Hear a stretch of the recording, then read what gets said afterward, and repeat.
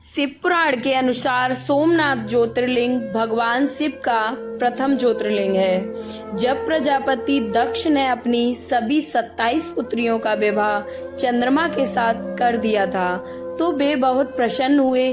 पत्नी के रूप में दक्ष कन्याओं को प्राप्त करके चंद्रमा बहुत शोभित हुए और दक्ष कन्याएं भी अपने स्वामी के रूप में चंद्रमा को प्राप्त कर सभी कन्याएं भी इस विवाह से प्रसन्न थीं। चंद्रमा की उन 27 पत्नियों में से रोहिणी उन्हें सबसे ज्यादा प्रिय थी, जिनको वो विशेष आदर तथा प्रेम करते थे।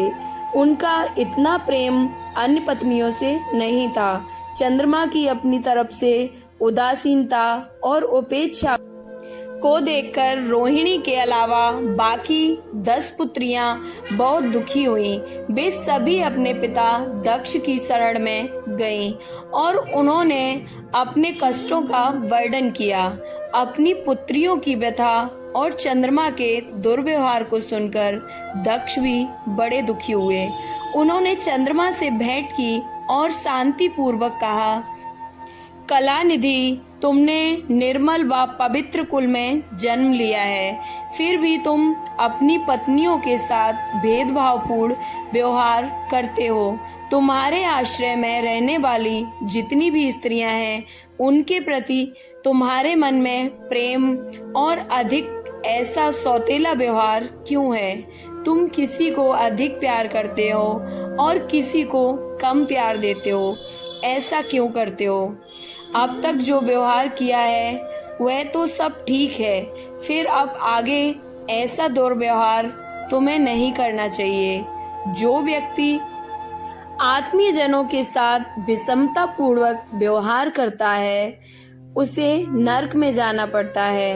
इस प्रकार प्रजापति दक्ष ने अपने दामाद चंद्रमा को प्रेम पूर्वक समझाया और चंद्रमा में सुधार हो जाएगा, ऐसा सोचकर प्रजापति दक्ष अब वापस लौट आए।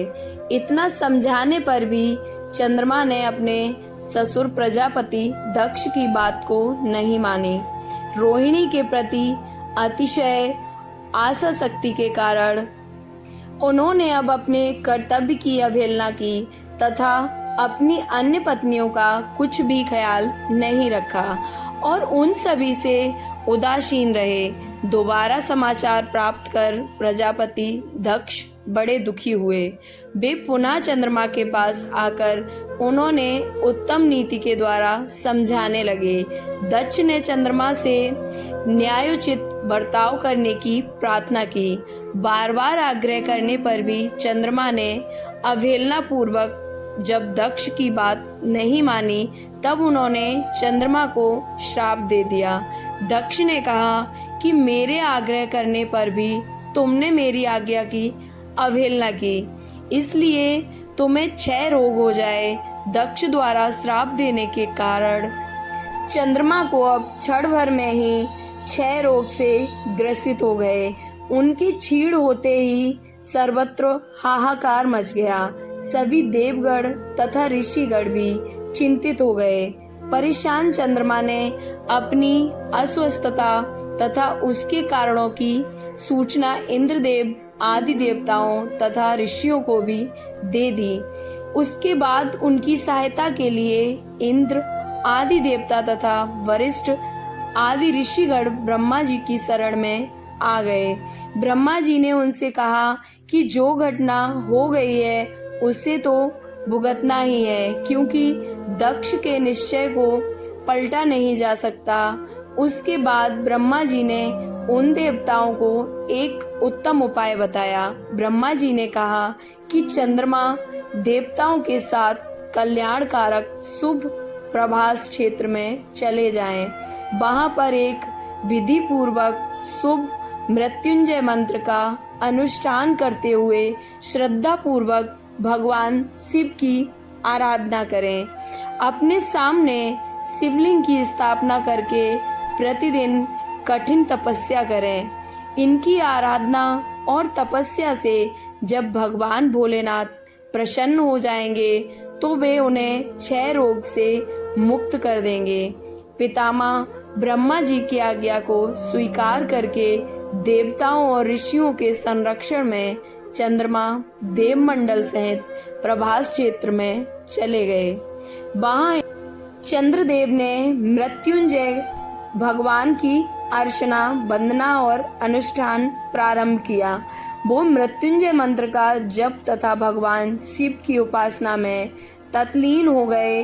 ब्रह्मा जी की आज्ञा के अनुसार चंद्रमा ने 6 महीने तक निरंतर तपस्या की और वृषभ ध्वज का पूजन किया। 10 करोड़ मृत्युंजय मंत्र का जाप तथा ध्यान करते हुए चंद्रमा स्थिर चित्त से वहां निरंतर खड़े रहे। उनकी तपस्या से भक्त वत्सल भगवान शंकर प्रसन्न हो गए। उन्होंने चंद्रमा से कहा, चंद्रदेव तुम्हारा कल्याण हो। तुम जिसके लिए यह कठोर तप कर रहे हो, उस अपनी अभिलाषा को बताओ। मैं तुम्हारी इच्छा के अनुसार तुम्हें उत्तम वर प्रदान करूंगा। चंद्रमा ने प्रार्थना करते हुए विनय पूर्वक कहा, देवेश्वर, आप मेरे सब अपराधों को क्षमा करें और मेरे शरीर के इस क्षय रोग को दूर करें। भगवान शिव ने तपस्या से प्रसन्न होकर चंद्रदेव से वर मांगने के लिए कहा। इस पर चंद्रदेव ने वर मांगा कि हे भगवान, आप मुझे इस श्राप से मुक्त कर दीजिए और मेरे सारे अपराध क्षमा कर दीजिए। इस श्राप को पूरी तरह से समाप्त करना भगवान शिव के लिए भी संभव नहीं था, अतः माध्यम का मार्ग निकाला गया।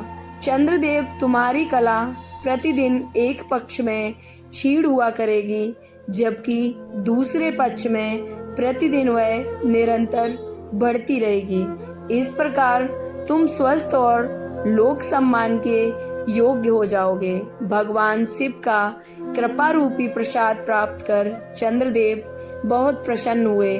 उन्होंने भक्ति भाव पूर्वक शंकर की स्तुति की। ऐसी स्थिति में निराकार शिव उनकी दृढ़ भक्ति को देखकर साकार लिंग रूप में प्रकट हुए और संसार में सोमनाथ ज्योतिर्लिंग के नाम से प्रसन्न हुए। सोमनाथ ज्योतिर्लिंग की कथा कैसी लगी?